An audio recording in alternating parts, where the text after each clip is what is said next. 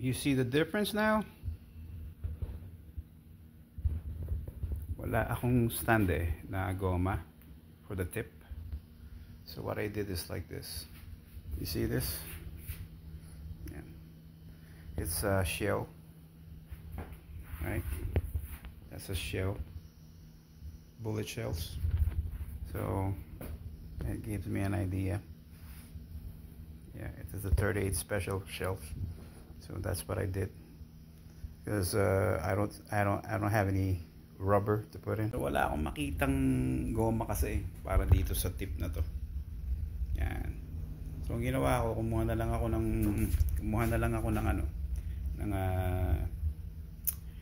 shell. Ginawa ko, kumuha na lang ako ng shell, binupi ko yung dulo, then pinasok ko dyan, pinukpok ko. Yan. So yan.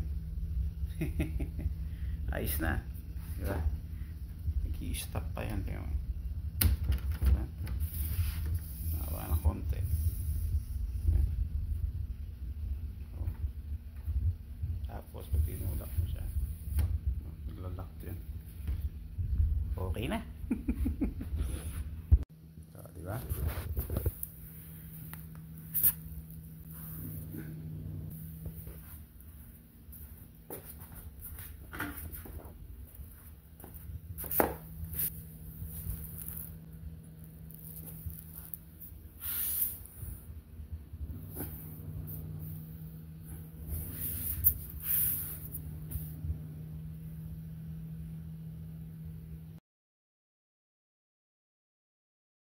Pwede nang gamitin.